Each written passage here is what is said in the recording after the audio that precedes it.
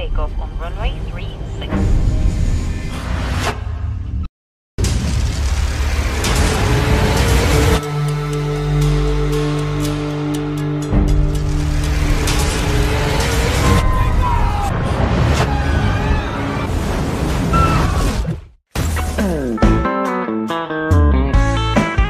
La Palma, sebuah series yang dirilis pada bulan Desember 2024. Hanya mempunyai 4 episode dan total keseluruhan waktunya adalah 3,5 jam. Mengisahkan berbagai kelompok manusia yang berusaha menyelamatkan diri dari sebuah bencana alam yang sangat dahsyat. Oke, langsung aja, mari kita mulai. Selamat menikmati. Berlatar di sebuah pulau bernama La Palma yang mempunyai keindahan luar biasa. Terlihat sebuah kapal kecil yang berlayar di sana dan berisi beberapa turis yang sedang menikmati masa liburannya. Tak mau melewatkan momen liburannya, salah satu turis wanita mencoba nyebur ke dalam air itu.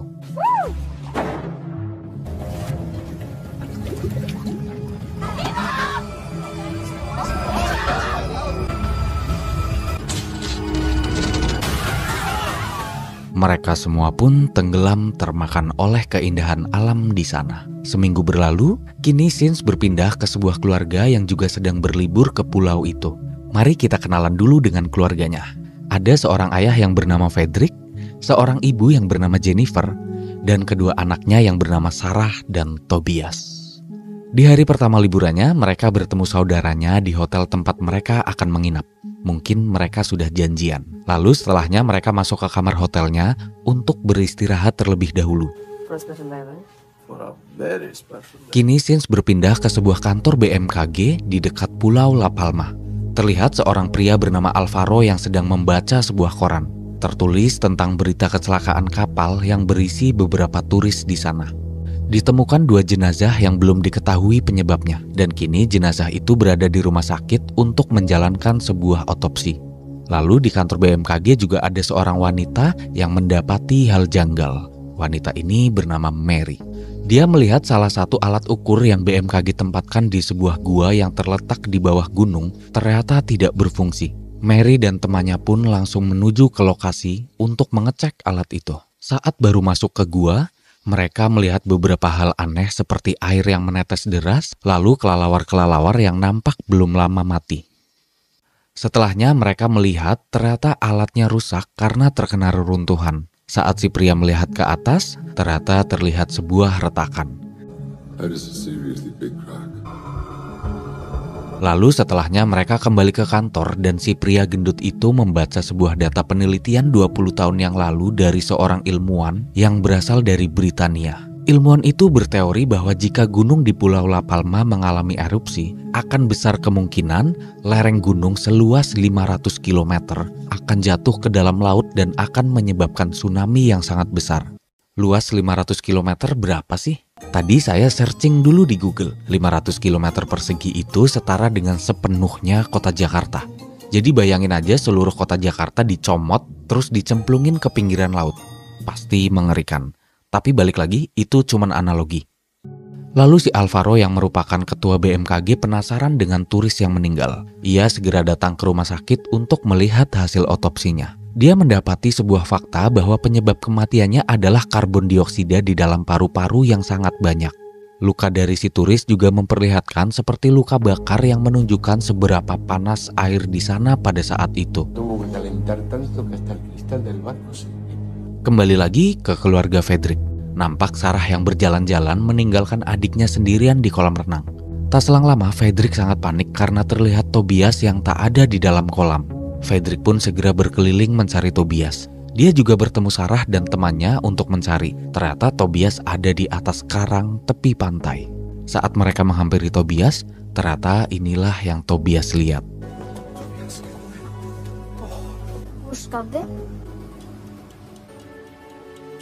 Kembali lagi ke kantor BMKG. Wanita yang masih penasaran dengan apa yang sedang terjadi, dia pun terus mempelajari fenomena janggal yang ada di sana. Dia mendapati kesimpulan bahwa retakan di dalam gua yang dia lihat nampaknya adalah retakan yang berasal dari atas gunung. Untuk memastikannya, mereka berdua pun pergi ke pegunungan untuk melihatnya.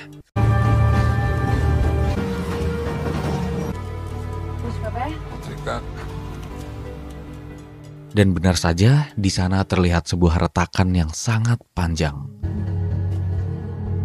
Mereka berdua pun langsung mengukur retakan itu menggunakan sebuah alat pengukur retakan yang bekerja dengan sistem sensor.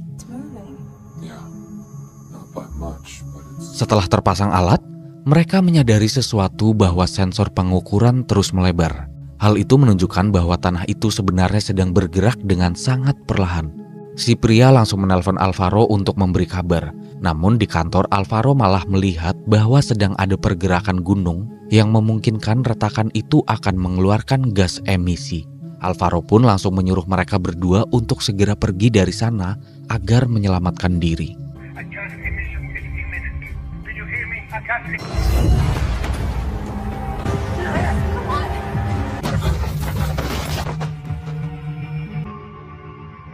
Setelahnya terlihat wanita itu yang baru saja sadar berada di sebuah rumah sakit dengan keadaan yang untungnya baik-baik aja. Namun berbeda dengan teman prianya yang dalam keadaan koma. Mengetahui bencana akan segera datang, Mary langsung menelpon adiknya untuk segera meninggalkan Pulau La Palma. Namun adiknya yang sangat menyukai keindahan pulau itu pun tak mempedulikan perkataan Mary.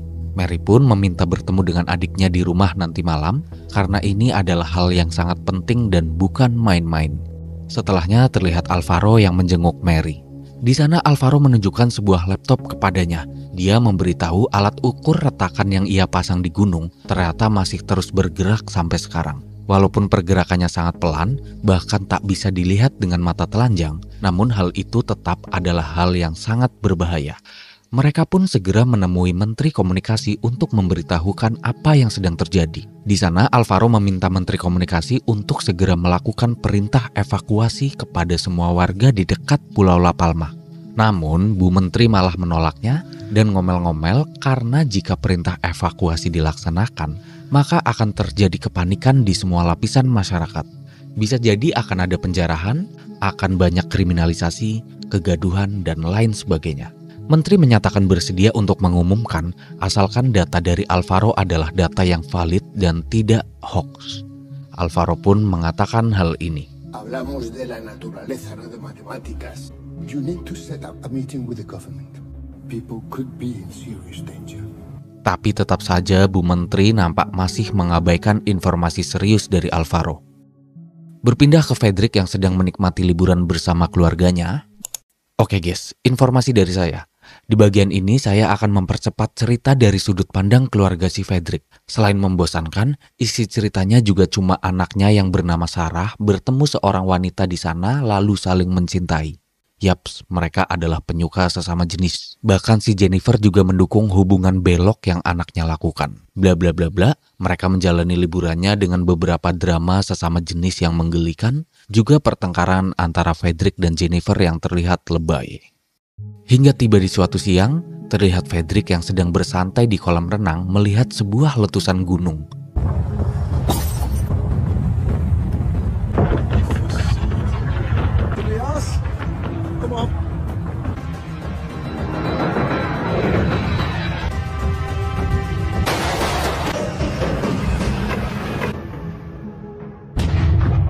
Setelah adanya letusan gunung dan satu pesawat yang terjatuh akibat menembus abu dari ledakan itu, terlihat Menteri Komunikasi baru menindaklanjuti peringatan dari Alvaro terkait evakuasi. Orang-orang penting di pemerintahan negara melakukan pertemuan online dengan Alvaro dan timnya. Pemerintah menjanjikan akan segera mempersiapkan pemberitahuan bahaya tsunami ke masyarakat La Palma. Dalam hati Alvaro mengatakan mungkin sudah telat.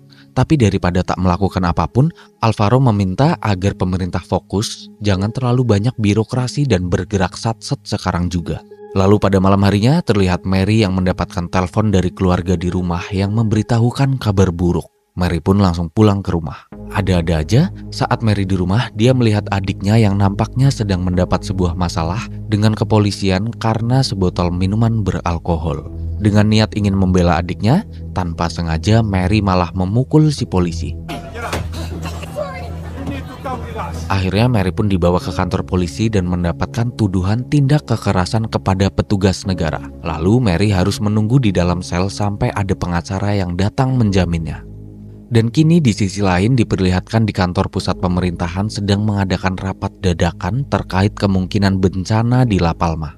Demi menghindari kepanikan pada masyarakat, diwajibkan semua orang dalam pemerintahan harus merahasiakan hal tersebut, setidaknya sampai nanti pemberitahuan resmi dilakukan. Namun terlihat ada seorang pria bernama James yang berekspresi mencurigakan dan nampak akan melakukan sesuatu.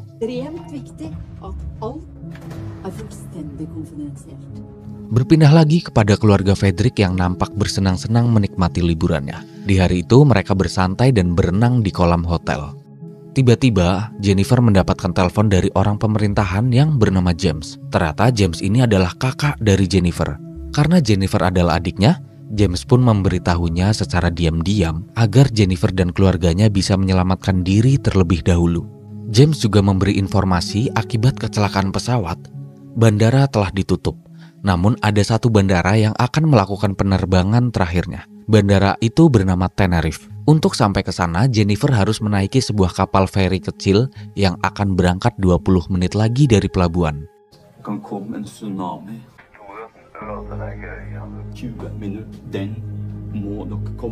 Kini Jennifer dan keluarga pun langsung berkemas dan akan segera ke pelabuhan itu untuk menaiki kapal. Saat mereka menunggu taksi, ternyata tak terlihat satupun taksi di sana. Mengingat sisa waktu yang tak mungkin cukup, Fredrik yang melihat sebuah mobil terparkir dengan kunci di dalamnya, nekat membawa mobil itu.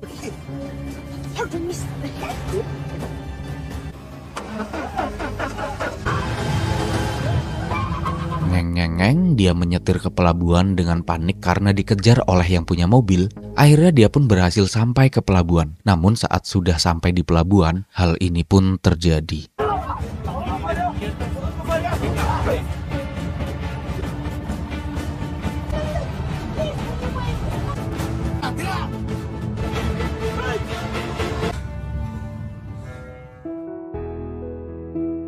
Setelahnya, Fredrik yang tertinggal pun mencoba mencari cara lain.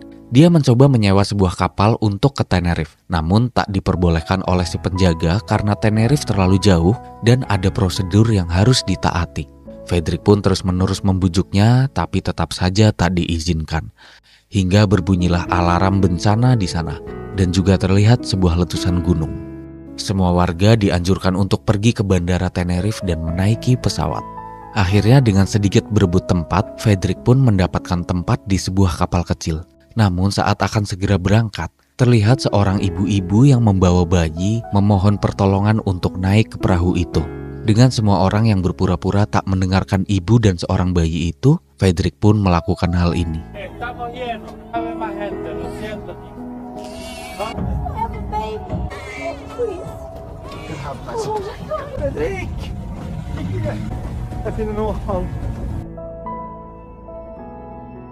Lalu terlihat Fredrik yang menyerah dan duduk di sebuah tempat.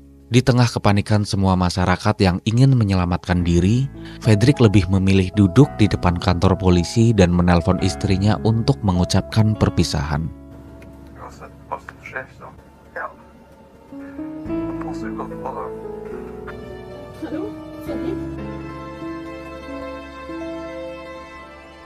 Tak mau menyerah begitu saja, Sarah mencoba menelpon James dan memberitahu bahwa Fredrik masih tertinggal di La Palma. James pun tak bisa berbuat apa-apa dan mungkin hanya doa yang akan menyelamatkan Fredrik di sana. Berpindah kepada Mary yang masih di dalam sel tersangka. Terlihat adiknya yang mencuri sebuah kunci sel untuk menyelamatkan Mary di sana. Saat Mary sudah bisa keluar sel, ada tahanan lain yang berwajah gak enak juga meminta agar dilepaskan. Mary pun melepaskannya. Saat di luar, ternyata keadaan sudah sangat parah. Terlihat ada Fredrik yang juga di depan kantor polisi. Mendengar Mary yang akan ke dermaga menyelamatkan diri, Fredrik pun memberitahunya bahwa sudah terlambat. Semua perahu sudah berangkat ke Tenerife. Namun beruntungnya adik Mary mempunyai kabar baik.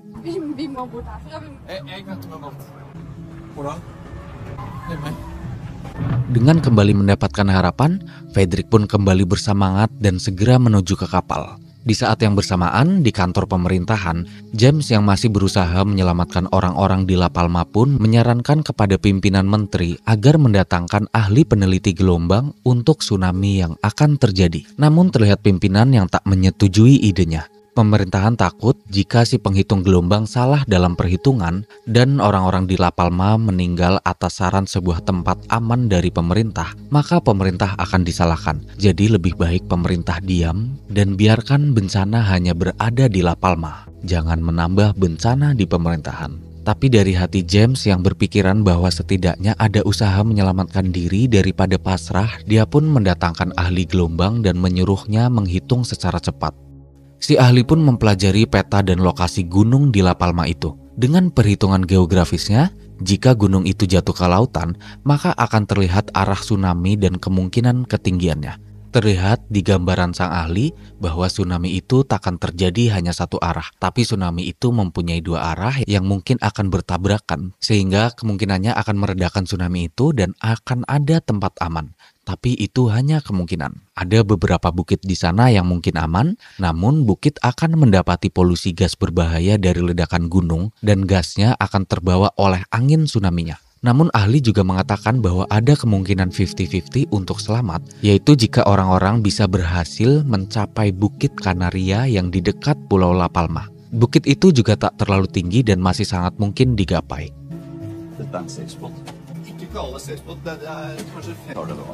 Mendapati data itu, James pun kembali pada pimpinan dan menyarankan untuk mempublikasikan hasil dari ahli gelombang itu agar orang yang tak kebagian pesawat bisa ke sana. Namun pimpinan tak mau ambil resiko dan mementingkan nama baik pemerintahan saja. Menjengkelkan memang ini pimpinan. Dan kini kembali ke Frederick dan segera menuju ke kapal.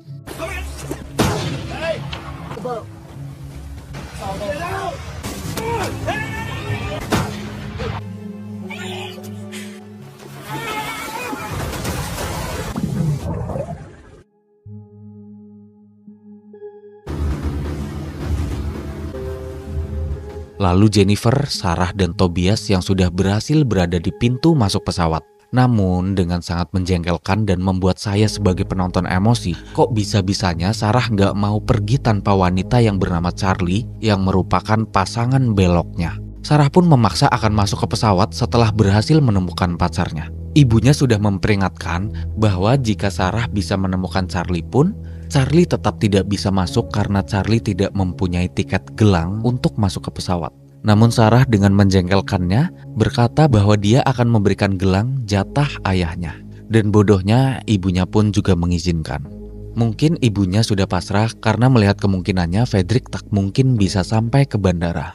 Saat setelah Sarah pergi, terlihat semua orang disuruh masuk ke pesawat. Terlihat Jennifer yang panik karena Sarah tak masuk ke dalam pesawat itu. Setelah lama menunggu, dan pesawat yang terlihat akan berangkat karena tidak mungkin lebih lama menunggu orang-orang, Jennifer memilih turun dari pesawat untuk mencari Sarah. Yes, but we have to wait for my daughter. There is one. Yes. Jeg trodde jeg hadde mistet det. Jeg er ikke her, og vi må finne henne.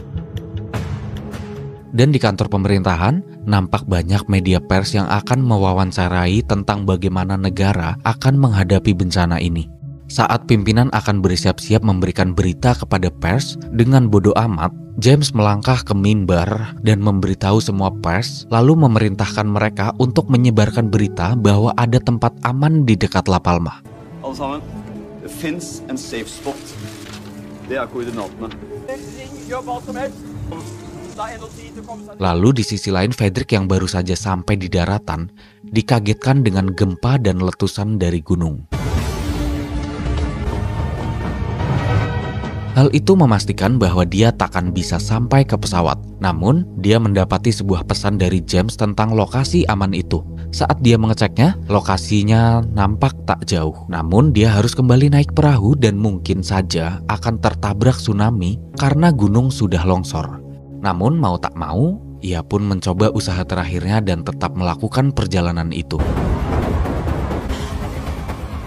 Kembali lagi ke bandara, ternyata Sarah sudah di dalam pesawat bersama pacarnya. Dan naasnya Jennifer masih di luar mencarinya. Terlihat Sarah yang menelpon ibunya dan mengatakan bahwa dia sudah ada di dalam pesawat. Namun karena gunung sudah longsor dan tsunami sudah terjadi, dan hanya menunggu waktu tsunami sampai ke darat, pesawat itu pun akan segera terbang. Tobias, vi ska finne Oka. Tapi di sisi lain, Jennifer juga membaca pesan dari James yang menyuruhnya ke tempat aman. Jennifer pun pergi ke sana bersama Tobias dan salah satu staf bandara. Terlihat Frederick yang berpacu dengan tsunami yang mengerikan di belakangnya, Jennifer yang menuju tempat aman, dan pesawat yang akan segera lepas landas.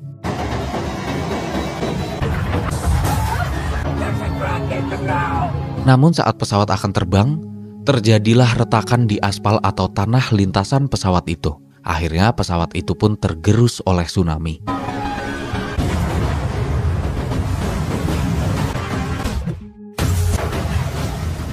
Terlihat di sisi lain Frederick dan Mary yang selamat bersama orang-orang lain di sana.